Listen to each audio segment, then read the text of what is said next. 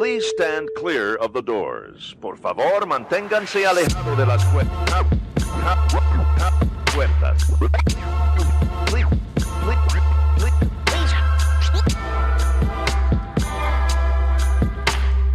Please stand clear of the doors. Por favor, manténganse alejado.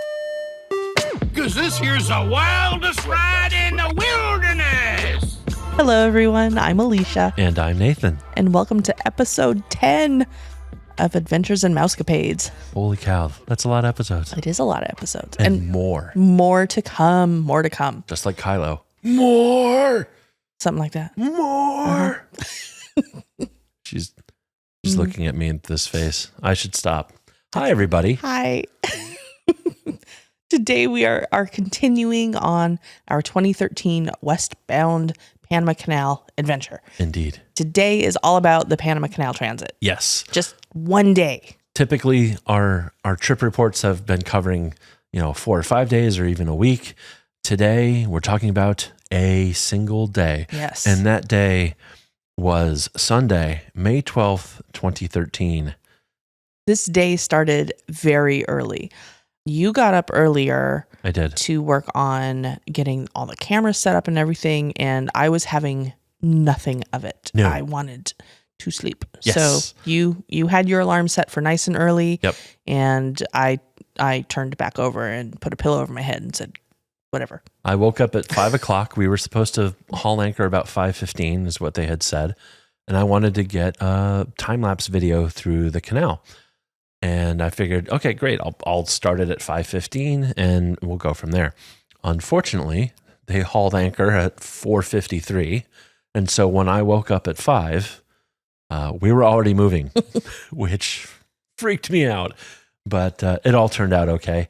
I had a webcam that I put on a GorillaPod. If you don't know, GorillaPod is this flexible tripod, and I could wrap the legs around the railing out on our veranda and point the camera outside. And I had this big, long USB extension cable that I could route through our sliding door to the veranda. And that allowed us to close the door and still have a connection to the camera because I kept my laptop inside. I didn't want that out in the heat and humidity. It was hot and humid. As our good friend and former Disney Cruise member would like to say, Dean, what's the weather like today? It's hot.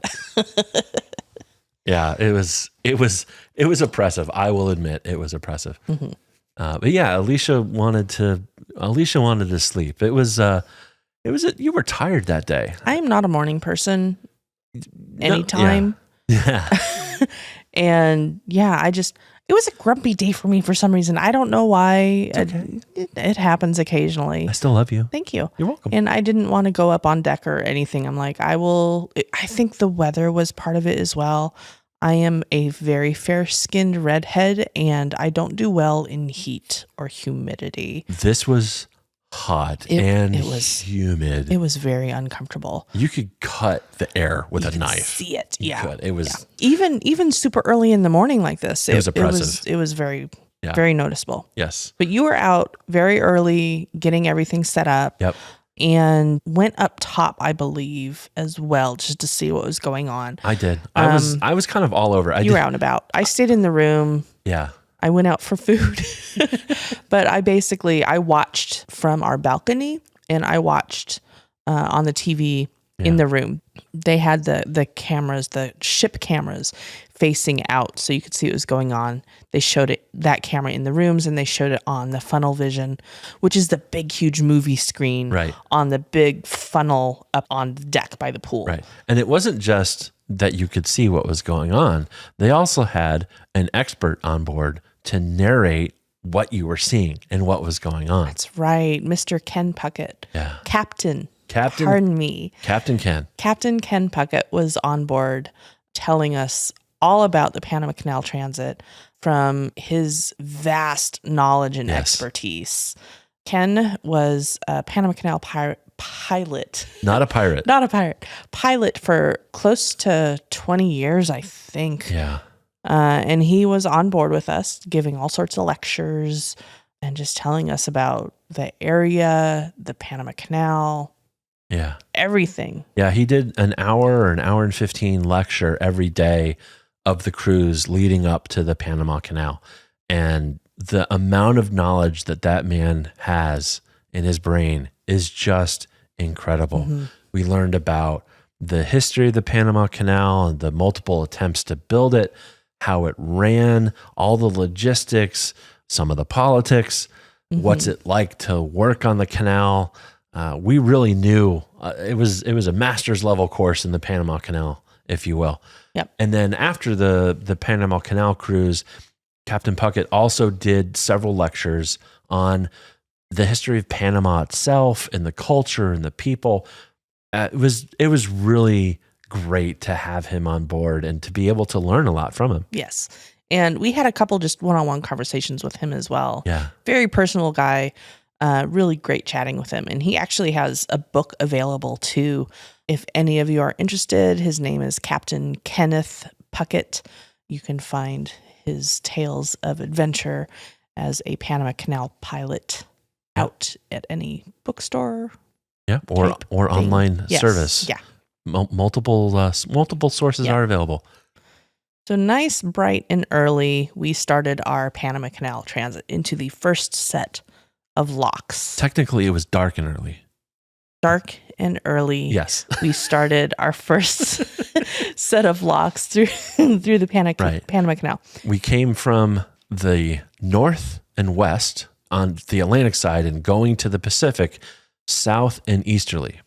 Yes, that's right. The Panama Canal is backwards. Every single which way. It's all over wonky. the place. Yeah. So yeah, we arrived at the Gatun locks about 6:10 in the morning, and it was so amazing to see this ballet of shoremen and line handlers on the ship, and they tie up to these like little electric or diesel electric, basically locomotives on a train track that helped guide the ships through the lanes of the canal.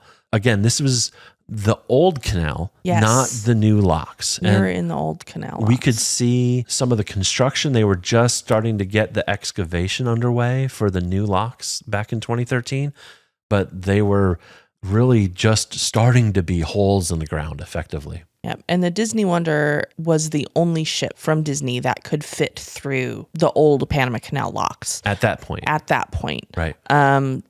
The Magic used to be able to fit through, but they did a retrofit on it and added a ducktail to the Magic to make it more buoyant. Yes. And that extended it past the capacity of the locks. Right. When we went through on the Disney Wonder, the ship was 964.9 feet long and 105.8 feet wide, which effectively makes it a Panamax ship. It is the maximum size that could get through the original Panama Canal. And Captain Puckett would tell this funny story. I think one of the guests asked, how does the ship's captain or the pilot know if they're in the middle of the lane? How do they know that they're in the middle of the lock? And the answer was effectively, if you don't hear any scraping of metal on concrete, you're in the middle. And that is pretty darn accurate. Yes. There's like 1.5 or 2 feet on either side of the ship, and that was it. The lock chambers are 1,000 feet long and 110 feet wide. Okay, so there's less than 2 feet on either side of the ship. 110 feet of lock and 106 feet of ship wide. So yeah, we're basically 2 feet on either side. Yeah. Yeah, it was insane. It was tight. We could see we were in the left lane. So there's two sets of locks, 2 sets of 3 locks. There's a left lane and a right lane. We were in the left lane and there was a cargo ship in front of us over in the right lane. And when that cargo ship would start moving forward, because they were ready to go into the lock ahead, their propeller, their prop wash would actually spill over the doors of the lock into the lock behind them because the propeller was that close to those doors. It was incredibly tight in those. And I don't think we lost any paint on that one. No, I don't think. I think there may have been a little paint lost on our 2020 Transit, if I remember correctly. I remember them painting afterwards. Yeah, it was really neat to see the little trains, the locomotives going up and down on their tracks and just helping guide the ships through the canal. And locks are always, it's just an amazing feat of engineering. Yeah. We have much smaller locks out here in the Seattle area that we visited a couple of times. Like we've gone through on a Tour boat. We've actually gone to visit the locks in person as well, just checking them out, watching boats go through, and you can actually just walk across the locks too, which is kind of neat. Which is amazing because in Panama, even on the old locks, you could drive right over. It was a single lane road that you could drive across the doors of the locks. Yeah. Obviously when they're closed. Yes. But it was cool. And we have so many amazing pictures. And like we were alluding to, I actually was able to take a time lapse. So I have a time lapse all the way through the canal from about 5:15 in the morning until 5:15 in the evening. So just after we pulled up our anchor and started towards the first lock on the Gatun side, in the Atlantic side. And then the video ends 12 hours later, around 5:15 in the evening, right as we pass the sea buoy into the Pacific and pick up speed. It's, I am so proud of that video.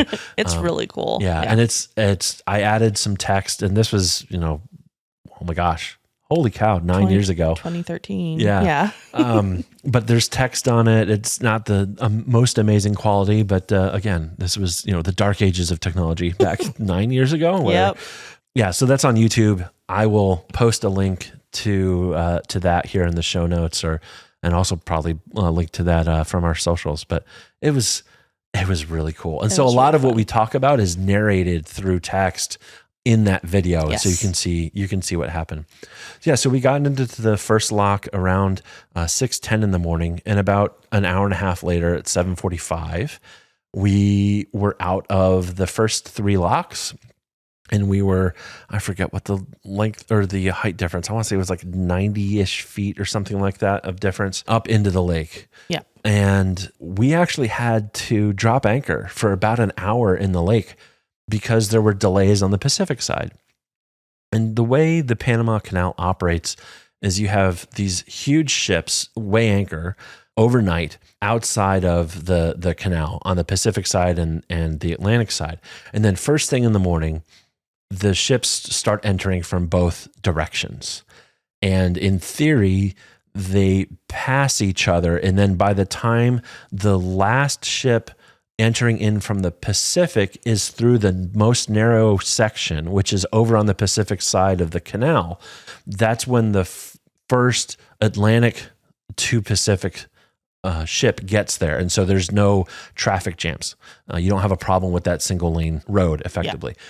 Unfortunately, on this morning, there was fog over on the Pacific side. Causing delays. And so we had to wait in Gatun Lake, just outside the locks, for about an hour, waiting for that slower, delayed traffic to make it far enough into the Panama Canal that we were clear to proceed. And Disney paid the Lightning Lane fee. Yep, they got Genie Plus that day and paid for the individual Lightning Lane for the fancy ride of the Panama Canal. Exactly. So it was about $375,000 or so. Just a bit more than what it is for Rise of the Resistance. Right. That's $370,000. No. But yeah, it was cool. So we were not the first ship from the Atlantic into the lake, but we were the first ship in the lake to start transiting towards the Pacific Ocean.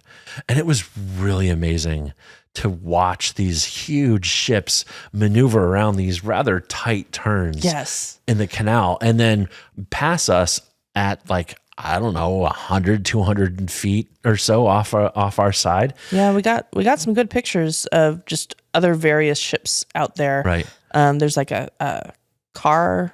There's car carriers, there's bulk carriers, there's container ships, there's all sorts of stuff. There's other cruise lines too. We passed a couple of cruise lines. And we were actually on the port side, on the left side of the ship, and the canal kind of operates in, I guess, the Western style, if you will. You drive on the right hand side of the road. Sorry, England, and And the canal operates the same way. So we were transiting, and all these other ships were passing on our side of the ship. And so they're all in the video. It's really cool. And our pictures and just the variety of ships that go through. It's kind of neat. And just seeing the names, like we got a bunch of snapshots of ships and their names, and it was fun. Kind of cool. Yeah. I nerded out pretty heavily through the whole day. It was just really cool to see. We'll post some of these pictures onto our social medias. I'll do my best to not just have this dump of like 1,000 pictures and it becomes a Panama Canal channel, but there are some really just beautiful shots that we will absolutely share with you all. Yep. So we were in the lake for about an hour, and then we started towards the other set of locks. Yep. We continued our crossing about 9:30 or so in the morning. And by about just shy of 2:00, we got to the first lock towards the Pacific side. And that is the Pedro Miguel lock. And on the Pacific side, it's a little different with the old canal, with the old locks rather, in that there's 2 locks on the Pacific side and then a short stretch, and then there's this one other lock to get you up to the level of Lake Gatun and the rest of the canal. On the Atlantic side, where we had come in, it's all 3 locks are together. Mm-hmm. Oh, and one thing I do want to point out, and it's on the it's in here in our pictures, and I noted it on our video as well. As you transit the canal, roughly halfway through, there's a river that comes in from the jungle, and that feeds the vast majority of water that is used for the canal. Just to the Pacific side of that river is a little prison, and that's where Manuel Noriega was being kept. And so I noted that in the video. So if you keep an eye out in the video, and you'll see, hey, you can see Manuel, Noriega, and give him a wave. Of course, he's not there anymore. He's not with us anymore. So yeah, we got down 1 lock and then kept going and got down the second set of 2 and off towards the Pacific. It was really neat. I think before we got to even that first lock, we got to the Gaillard Cut, and that is effectively the continental divide between the Atlantic and Pacific. And they literally had to cut through a mountain. You can see how they did it, and it's all terraced and everything. Yeah, it's terraced, looks like steps. And we got over towards there, and it just started pouring buckets. It was some of the heaviest rain that I have ever seen. And we used to live in the U.S. Southeast, so we've seen some heavy rain. We've been a part of some very heavy rain showers. This was just... You hear of raining buckets, and that's what this was. It was really heavy rain, and it was ridiculously hot. Yes. Yes. But gorgeous. It was. This rain shower was really neat. There was no thunder or lightning. Nope. Which is fine. Yeah. But it was still stunningly beautiful. Yeah. There was a ship. There was another, like maybe a container ship or something out there. And it was raining so hard. Like it had little waterfalls going off of the ship itself. Yes. And we can see, water pouring down off of this really beautiful bridge over there. And then off of the Continental Divide as well. Yep. It was a really fun day to just see all the stuff that you never really see. Like this is the infrastructure of the world and how commerce happens. And it was just, I don't know, I really nerded out about it. And then we'd come across these little towns on the side of the canal, and you'd see traffic basically come to a stop because everyone's like, oh, it's the Mickey ship. Mm-hmm. It's the Disney Cruise Line boats are very recognizable. Yes. And Captain Fabian would toot the horn and play When You Wish Upon a Star, and they'd have Mickey Mouse and some of the characters up on the deck and waving to people. It was so cool. And then around 2:50, we got to the Miraflores locks, which are the last 2 locks going towards the Pacific. And here, this is closest to Panama City, and there's this big multi-story visitor center. Yeah, it's like 6 or 7 stories tall. There's a restaurant in there. There are 4 or 5 floors that just have huge balconies for people to look out at the ships that are there. and they were packed. There were so many people There there. were hundreds and hundreds of people in this visitor center. They all wanted to see the Mickey ship. Yeah. And I remember we blew the horn so many times. Many times. And the characters were all waving. Like, yeah. There were cheers. Like people were Yes. cheering. It was really fun. It was fun. We had a great time. I love that Disney was, they leaned into it. Yep. People are there. I'm not going to say it was free advertising. They were, paying, $350,000 or $375,000 to Yep. get through the canal. So they paid for it. But hey, why not? If you've got a Mickey on board, let's use them, right? Yeah. So yeah, it was cool. It took us about an hour or so to get through those last locks, and you'll see a lot of that on the video. And again, we'll post a couple of pictures here. And then we could see Panama City. Mm-hmm. And holy cow, it's big. I didn't know it was that big. I didn't either. Lots and lots and lots of skyscrapers. Oh yeah. And so then we went out and passed these beautiful, like Frank Gehry designed, I think it's a art museum now, this multicolored building with 500 different roof levels and variations and pitches. And it was incredible to see. It was beautiful. Yeah, and then you could see Panama City in the background, and the pilot got off, and we continued on our merry way. Yes, indeed. And headed off northward into the Pacific Ocean towards Puerto Vallarta. It took us about 12 hours to get through the locks end to end, and it was such an amazing experience. I would absolutely do it again. Yeah. We did do it again. I'd still do it again. Absolutely. It was a fun trip. It's a fun trip. And our towel animal that night consisted of 2 swans. Oh. You had a baby swan and a bigger swan. That's cute. And that was cool. Yeah. Yeah. That was the story of our day through the Panama Canal. Again, we'll share some pictures from this day.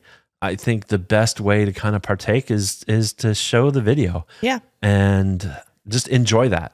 Again, the link will be in the show notes. We'll share it on social media as well. That's out on YouTube for everybody to see. Yes, indeed. Please remember, we are not travel agents, and while we can offer our opinions and suggestions, we do recommend that you work with a travel agent to procure your perfect vacation. If you have any questions or suggestions, please don't hesitate to email us. We're at podcast@adventuresandmousecapades.com, and give us a follow on social media. We're at Our Mousecapades on Instagram, Twitter, and even on Facebook. We've got a page over there too. Please rate and review us in your favorite podcast app, wherever you get us, so you can help us get into more people's ears and spread the joy and love that we have about Disney and travel and vacations and characters and food. And cast members. And cast members, exactly. Exactly. Thank you all for listening. Thank you. We'll see you next week. Bye-bye. Thank you for flying Star Tours. Bye-bye.